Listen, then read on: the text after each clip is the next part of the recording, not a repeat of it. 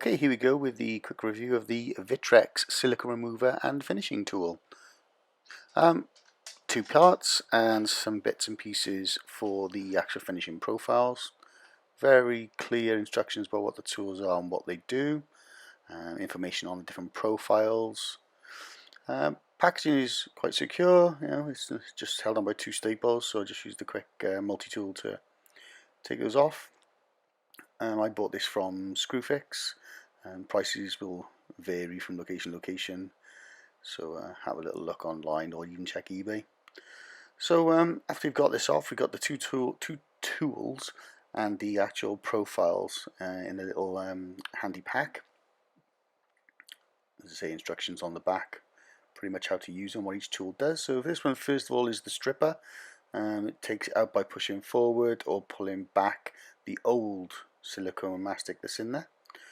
And this is the finishing tool and scraper. Quite sturdy plastic, mind, they don't bend or scrape, bend or give much at all. The finishing tool is quite nice, quite light. Scraping tool, as we'll find out later, really isn't all that good, to be honest with you. That's quite nifty here as well. It helps you, it's a little cutting tool to take the top off the silicone and the mastic. Quite neat. And these are the profiles. Nice that they come in their own little handy package, so you don't lose them all and keep them all together. So you just lose all of them.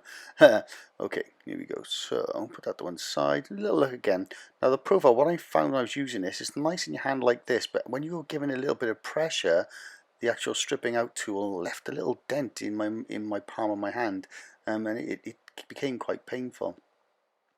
So I'd just be a bit careful with how you hold that grip and how you use it. So there's the profile tools, quite easy to replace, just pull off, they pop off and pop back onto the type of profile that you want. All good.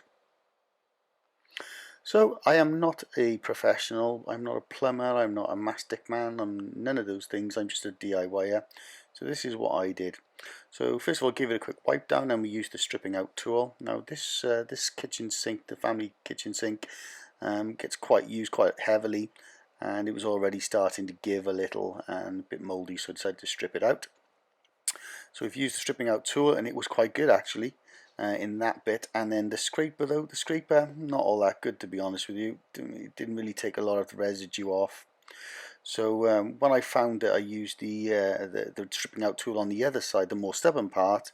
It really was quite tough, so not really good on anything really stubborn.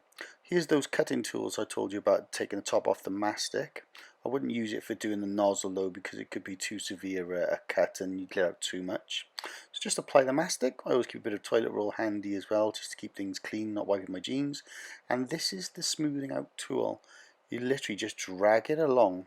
Now, I made a little mistake there, so all I did was just put a little bit more silicone in and smooth it out again. And it was quite easily done. I'll just do this little bit of the corner as well. There you go, just to give you an idea of what it looks like. And here we go. So like I said, that literally, this has obviously been speeded up, but it took me around about 10 minutes to do the whole thing. But I didn't use the scraping tool in the end. I had to use a Stanley knife. So final thoughts. Stripping tool.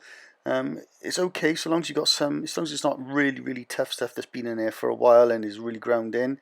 The finishing tool, I really like the finishing end. It was really good, but the scraper side leaves a lot to be desired. I had to use a Stanley knife. I think that design could be a little bit better.